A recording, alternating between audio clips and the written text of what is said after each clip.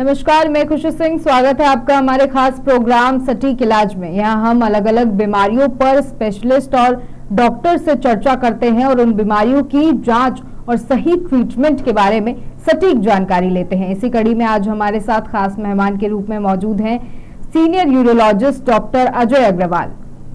Doctor साहब, बहुत बहुत स्वागत है आपका हमारे खास प्रोग्राम सटीक इलाज में। नमस्ते।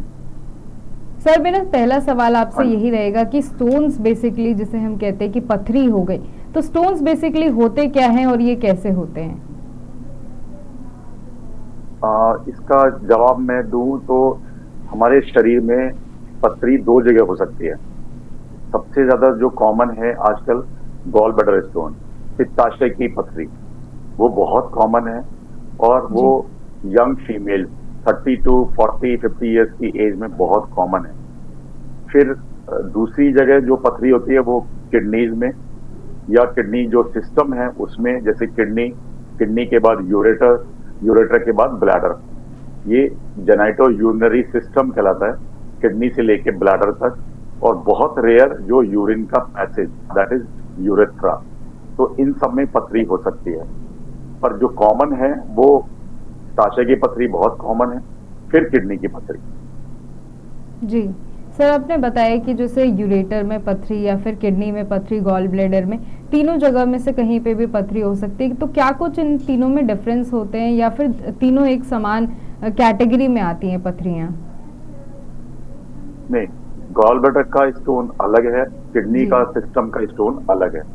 गॉल ब्लैडर स्टोन में पेशेंट को जो अधिकतर तकलीफ रहती है वो साइंटिफिक लैंग्वेज में बोलें तो डिस्पेप्सिया, मतलब उनको खाना खाने के बाद गैस रहती है, पेट में ब्लोटिंग रहती है, पेट फूला लगता है, और जब स्टोन फंस जाता है तो बहुत सीवियर पेन हो सकता है, उल्टियां हो सकती हैं। जी। वही स्टोन अगर वहां से निकल के एक छोटी सी एक नली होती है जो कि कॉमन बाइल डक्ट, सीबीडी कहलाती है, जो कि नीचे इंटेस्टाइन में जाती है, उसमें अगर स्टोन चला जाता है तो पेशेंट को बहुत सीवियर पेन होता है। तो वो पेन, काफी लोग क्या होता है कि हल्का जो गैस, डिस्टेंशन, ब्लोटिंग, उसको इग्नोर करते रहते हैं। उनको लगता है कि ये नॉर्मल गैस का दर्द हो रहा है। वो गैस का दर्द नहीं होता है।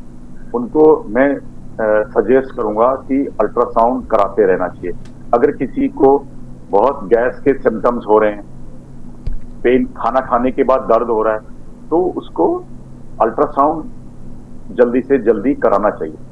और अल्ट्रासाउंड में गॉल ब्लैडर स्टोन बहुत इजीली डायग्नोज हो जाता है। अगर गॉल ब्लैडर स्टोन डायग्नोज हो जाए तो उनको ऑपरेशन कराने का जल्दी से जल्दी डिसाइड करना चाहिए, क्योंकि जो स्टोन किडनी के होते हैं वो छोटे स्टोन दवाइयों से या ज्यादा पानी पीने से 5 से 7 mm के स्टोन निकल जाते हैं किडनी वाले।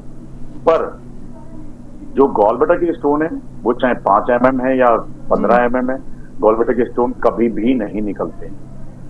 एक गॉल ब्लैडर के स्टोन ऐसे हैं कि जिसमें 100% ऑपरेशन कराना पड़ता है। जी। तो इसलिए जिसको भी ये सिम्टम्स हो रहे हैं उनको अल्ट्रासाउंड थोड़ा जल्दी कराना चाहिए। जी, जैसा कि आपने बताया सर कि जो पथरी है वो कभी गॉल ब्लैडर से निकल के स्मॉल इंस्टेटाइन या फिर लार्ज इंटेस्टाइन में भी जा सकती है। तो ये क्या पानी के थ्रू होता है या फिर जो एसिडिटी होती है उसे खींच के ले आती है, या ऐसा कुछ होता है? नहीं, ऐसा कुछ नहीं है। वो सिस्टम है, वो यूजुअली 99% नहीं खिसकती है गॉल ब्लैडर से कॉमन बाइल डक्ट में। पर रेयरली जो गॉल ब्लैडर की ट्यूब होती है सिस्टिक डक्ट कहलाती है, वो अगर वाइड है तो गॉल ब्लैडर स्टोन खिसक के कॉमन बाइल डक्ट में आ सकता है। और अगर कॉमन बाइल डक्ट में आ जाता है तो वो गॉल ब्लैडर स्टोन का एक सीरियस कॉम्प्लिकेशन है। ऐसा ना हो इसके लिए हम लोग जल्दी जल्दी गॉल ब्लैडर सर्जरी का सजेस्ट करते हैं। बट फिर भी अगर सीबीडी में स्टोन चला गया है तो बहुत पेन करता है, और उसका इलाज फिर एंडोस्कोपिक तरीके से, जो कि ईआरसीपी कहलाता है। तो एंडोस्कोपिक वो गैस्ट्रो सर्जन करते हैं, और वो मुंह के रास्ते से एंडोस्कोपी करके पहले सीबीडी वाला स्टोन निकालना पड़ता है, उसके बाद फिर गॉल ब्लैडर सर्जरी करानी पड़ती है।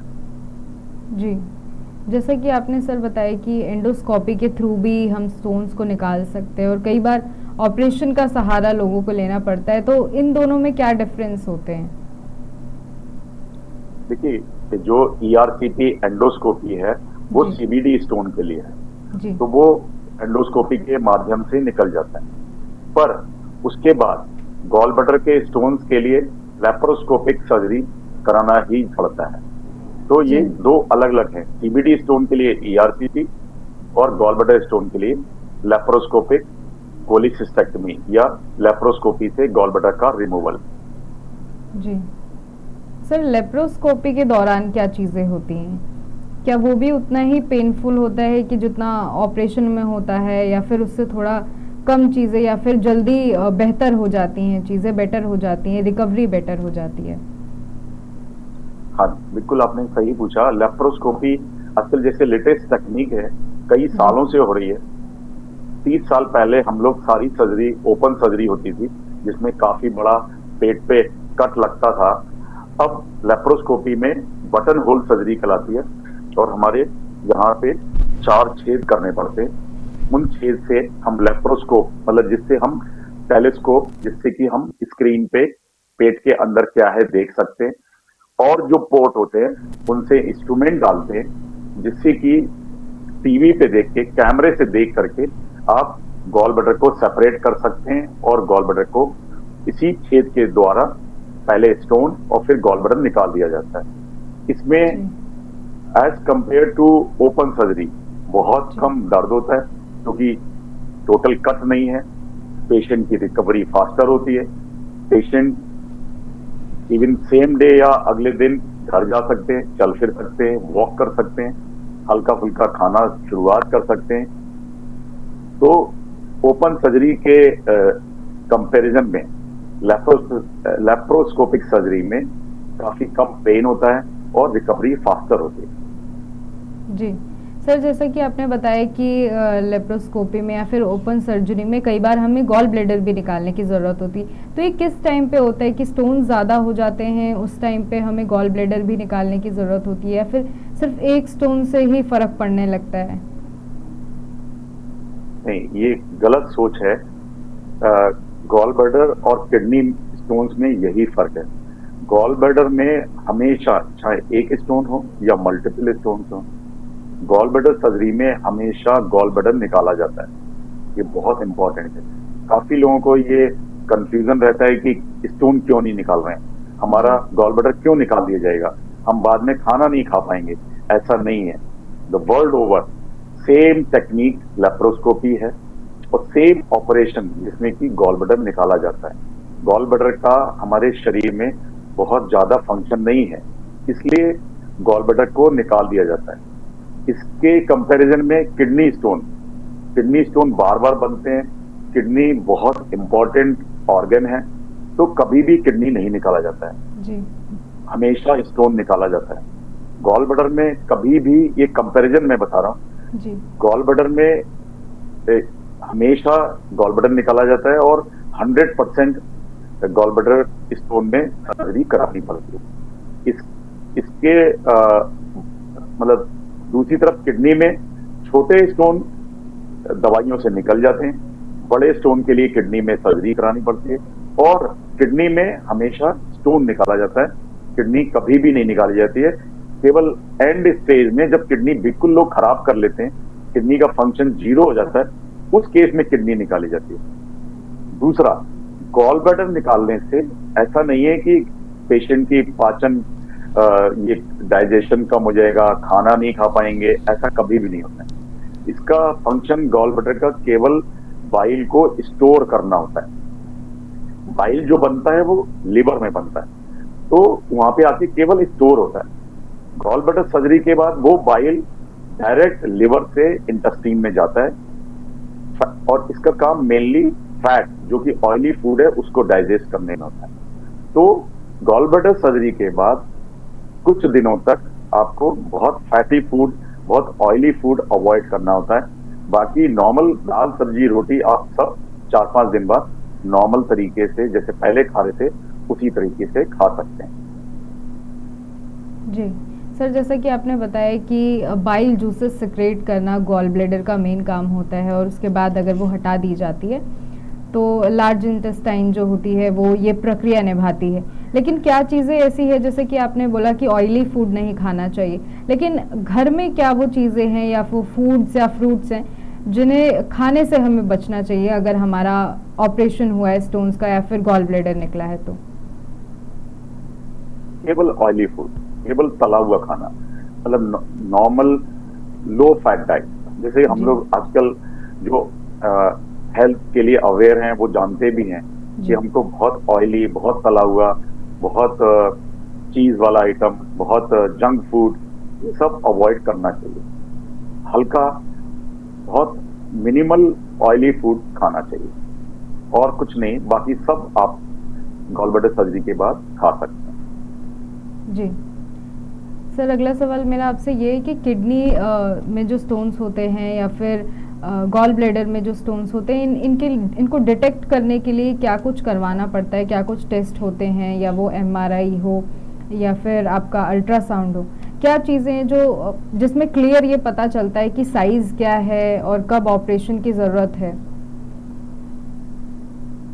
आजकल अल्ट्रासाउंड अभी काफी सालों से, और अल्ट्रासाउंड बहुत, मैं कहूंगा कि बहुत सस्ता टेस्ट है, बहुत जी अच्छा टेस्ट है। उसमें आपको पेट के, जैसे गॉल ब्लैडर स्टोन, इमीडिएट पता चल जाता है, कोई और टेस्ट की जरूरत नहीं पड़ती है। उधर किडनी स्टोन में भी हमको, मतलब कहें तो काफी बार अल्ट्रासाउंड से किडनी स्टोन में किडनी की हालत कैसी है, किडनी में कितने स्टोन है, किडनी में कितनी स्वेलिंग है, किडनी कितना खराब हो रहा है, काफी कुछ इंफॉर्मेशन अल्ट्रासाउंड से मिल जाती है। पर कभी कभी हमको कुछ एडिशनल इंफॉर्मेशन के लिए कुछ एडिशनल टेस्ट करने पड़ते हैं, जिसमें कि कॉमन है सीटी स्कैन। एक जी सीटी स्कैन करना पड़ता है, जिसमें कि बहुत प्रॉपर तरीके से किडनी सिस्टम का हमको जानकारी मिल जाती है, और पता चल जाता है कि स्टोन कहाँ है, कितना बड़ा है और कितना फंसा हुआ है। तो गॉल ब्लैडर स्टोन के लिए अल्ट्रासाउंड जी और किडनी स्टोन के लिए ultrasound followed by CT scan. इन दो टेस्ट में हमको ऑलमोस्ट 100% इंफॉर्मेशन मिल जाती है। जी सर, अगर हम लेप्रोस्कोपी की, जैसा कि आपने बोला कि बिना दर्द के ऑपरेशन या फिर इजी मेथड है स्टोन्स को निकालने का, तो लेप्रोस्कोपी और गॉल ब्लैडर से जब हम बात करें दूसरे और चीज़ों की या फिर वो ओपन सर्जरी हो, तो इन दोनों में कितना खर्च होता है और क्या कुछ डिफरेंसेस होते हैं? नहीं, देखिए, अभी ओपन सर्जरी तो होती नहीं है, जी केवल लेप्रोस्कोपी सर्जरी गॉल ब्लैडर के लिए होती है। और किडनी के लिए एंडोस्कोपिक बहुत सारे मेथड हैं, जो जिसमें कि यूरिन के रास्ते से हमको एक छोटा सा पतला सा टेलीस्कोप इंसर्ट करना पड़ता है, और वो हम आजकल किडनी तक पहुंच जाता है, जिससे कि हम यूरेटर किडनी के स्टोन्स भी यूरिन के रास्ते से निकाल सकते हैं। गॉल ब्लैडर में जैसे कि हमको 4 छेद करने पड़ते हैं लेप्रोस्कोपी के लिए। जी यूरिन सिस्टम के स्टोन आजकल मेजॉरिटी यूरेटर और किडनी के स्टोन, एक मेथड है RIRS क्लब, जिसमें कि यूरिन के रास्ते से पतला सा टेलीस्कोप इंसर्ट करके किडनी तक पहुंचा जा सकता है, और किडनी तक के स्टोन लेजर से डस्ट किए जा सकते हैं, बिल्कुल पाउडर किए जा सकते हैं और निकाले जा सकते हैं। जी सर, कितना खर्च मैक्सिमम और मिनिमम कितना खर्च बैठता है इस सब मेथड में सर्जरी के दौरान देखिए, लेप्रोस्कोपी में? खर्च हम बात करें तो देखिए, ये बहुत वैरी करता है हॉस्पिटल टू हॉस्पिटल। जी हम जो यूरोलॉजी लेप्रोस्कोपी हॉस्पिटल है, उसमें 50 बहुत इकोनॉमिकल में भी हो जाता है, जैसे कि 50, 60, 70 हजार में भी हो जाता है। और किडनी स्टोन RIRS थोड़ा सा और कॉस्टली है, पर as compare to corporate hospital, छोटे हॉस्पिटल्स में ये सारे ऑपरेशन बिल्कुल उसी मेथड से होते हैं, उसी टेक्निक से होते हैं, और उतनी ही सफाई से होते हैं, और कॉस्ट लगभग 50% कॉस्ट में हो जाते हैं। जी सर जैसा कि आपने बताया कि कई सारे मेथड्स हैं जिनसे पता चलता है कि साइज़ क्या होता है या फिर कहाँ लोकेशन है, किडनी में है या फिर गॉल ब्लेडर में या फिर यूरेटर्स में है। तो किस साइज़ का जब पथरी होता है तो ट्रीटमेंट बहुत ज़रूरी होता है। देखिए, मैंने बताया कि गॉल ब्लैडर में स्टोन चाहे छोटा हो, जी। ट्रीटमेंट ऑपरेशन ही है। पर किडनी स्टोन बहुत छोटे 5 से 7 mm, मैक्सिमम 8 mm स्टोन जी। यूरेटर से दवाइयों के जरिए या यूरेटर को डायलेट, कुछ मेडिसिन हैं जो हमारे यूरिनरी सिस्टम को डायलेट करती हैं, तो 5 से 7 mm के स्टोन खिसक करके निकल जाते हैं। इसमें मैं एक चीज बहुत एम्फेसाइज करना चाहूंगा कि बड़े स्टोन क्या होता है, जो दवाइयां देने वाले लोग हैं जी। वो कभी भी आपकी रिपोर्ट्स नहीं देखते हैं, बस आपको पेन हुआ और दवाई देना शुरू कर देते हैं। तो ये जानना जरूरी है कि छोटे स्टोन, केवल किडनी के स्टोन, छोटे स्टोन निकल सकते हैं दवाइयों के माध्यम से। बड़े स्टोन, गॉल ब्लैडर स्टोन कभी भी दवाइयों से नहीं निकलते हैं। कभी भी किडनी का बड़ा स्टोन दवाइयों से छोटा नहीं होता है कि वो, मान लीजिए आज 15 mm है, आपने दवाई खाई 2 महीने, तो वो 5 mm रह जाएगा और निकल जाएगा। ऐसा कभी भी नहीं होता है। ये जो स्टोन्स हैं, किडनी स्टोन्स, यूजुअली बहुत हार्ड होते हैं, कैल्शियम ऑक्सिलेट स्टोन होते हैं, तो वो किसी भी दवाई से गलते नहीं है। तो आपको कुछ दिन आप दवाई ले सकते हैं, और दवाई लेते हुए हमको ये जानना भी जरूरी है कि वो किडनी को डैमेज तो नहीं कर रहे हैं, निकल भी रहे हैं कि नहीं निकल रहे हैं। कुछ लोग क्या करते हैं, कई महीनों तक, सालों तक दवाई लेते रहते हैं, और ये जो दवाइयां देते हैं लोग, वो कभी ये जानने की कोशिश नहीं करते हैं कि स्टोन निकल रहा है कि नहीं निकल रहा है, तो वो लॉन्ग टर्म में किडनी खराब करते हैं। इसलिए आप दवाई लें और उसका टेस्ट कराते रहें, देखते रहें कि वो निकल भी रहा है कि नहीं निकल रहा है। ये जानना बहुत जरूरी है, क्योंकि केवल छोटा स्टोन निकलेगा, बड़ा स्टोन कभी भी नहीं निकलेगा। जी सर, जैसा कि आपने बताया कि जो किडनी स्टोन्स है वो कैल्शियम ऑक्सलेट से बनते हैं तो बहुत ज़्यादा हार्ड हो जाते हैं, लेकिन क्या ये गॉल ब्लैडर में भी होता है कि अगर मेडिसिन से इनटेक करें तो कुछ फ़र्क नहीं पड़ रहा है स्टोन्स में, क्या वो भी हार्ड होते हैं या फिर वो मेडिसिन के थ्रू निकल सकते हैं? गॉल ब्लैडर स्टोन सॉफ्ट होते हैं, यूजुअली कोलेस्ट्रॉल स्टोन कहलाते हैं, पिगमेंट स्टोन कहलाते हैं, बट वो कभी भी दवाइयों से डिसॉल्व नहीं होते, कभी भी डिसॉल्व नहीं होते। तो गॉल ब्लैडर में ऑपरेशन कराना ही पड़ता है। जी, यानी दोनों केसेस में ऑपरेशन बहुत ज़रूरी है। नहीं, किडनी के कि मेजॉरिटी जो स्टोन किडनी में बनते हैं वो छोटे बनते हैं। गर्मी, हमारे एटमॉस्फेयर बहुत गर्म है, तो छोटे स्टोन, काफी लोगों को छोटे स्टोन बनते रहते हैं। तो अगर छोटे स्टोन बनते रहते हैं, आपका फ्लूइड इनटेक, पानी का इनटेक अगर अच्छा है और आपको कुछ डाइटरी रिस्ट्रिक्शंस रखते हैं, तो छोटे स्टोन, जो कि बहुत कॉमन है, और दवाइयों से निकल सकते हैं। ऐसा नहीं है, किडनी के छोटे स्टोन निकल सकते हैं। जी सर, कई बार हम लोग बात करते हैं कि साइलेंट स्टोन, जिसमें दर्द नहीं होता लेकिन स्टोन होता है, तो इस चीज़ का हमें कैसे पता चलता है? देखिए, हम पहले गॉल ब्लैडर की बात करें तो साइलेंट नहीं होते हैं, वो पेन नहीं करते हैं जी। बट जैसे मैंने बताया, काफी लोगों को गैस की प्रॉब्लम, अधिकतर लोग उसको गैस समझते हैं, वो गैस नहीं होता है। उनको ब्लोटिंग की फीलिंग होती है, पेट टाइट होने की फीलिंग होती है, गैस की फीलिंग होती है, उल्टी की फीलिंग होती है। वो सब सिम्टम्स का अधिकतर लोगों को होते हैं। अगर ये सिम्टम्स हैं तो हमको अल्ट्रासाउंड इमीडिएट कराना चाहिए। बहुत कम लोग होते हैं जिनको टोटल साइलेंट कह सकते हैं, कोई सिम्टम नहीं है। उनको भी एज ए रूटीन हर आदमी को एक एज के बाद 30-40 ईयर्स में एटलीस्ट 1 साल में एक बार अल्ट्रासाउंड कराना चाहिए। तो ये थोड़ा सा कंट्रोवर्शियल है कि अगर टोटल साइलेंट है फिर भी ऑपरेट करें कि नहीं करें। तो गॉल ब्लैडर में क्या है कि वो दवाइयों से निकलने वाले नहीं है।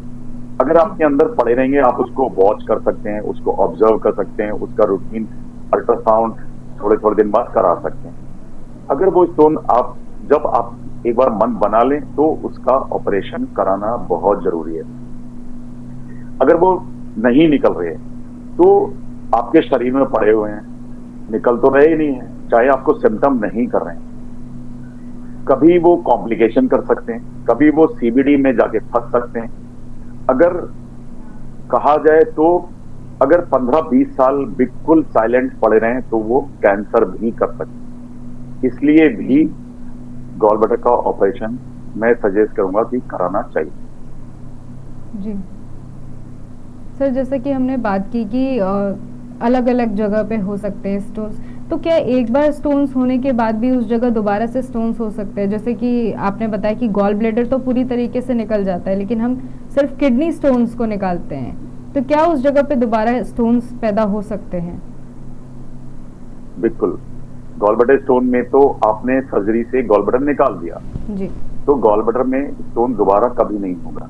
पर किडनी में आप स्टोन निकालते हैं, स्टोन यूजुअली किडनी में बनता है, आप किडनी नहीं निकाल रहे हैं, तो वो स्टोन बनने की जिसको टेंडेंसी है वो किडनी से स्टोन बार बार बन सकते हैं। उसके लिए आपको डाइटरी रिस्ट्रिक्शन, पानी का बहुत इनटेक, ये सब चीजों का ध्यान रखना पड़ता है और बार बार बताया जाता है।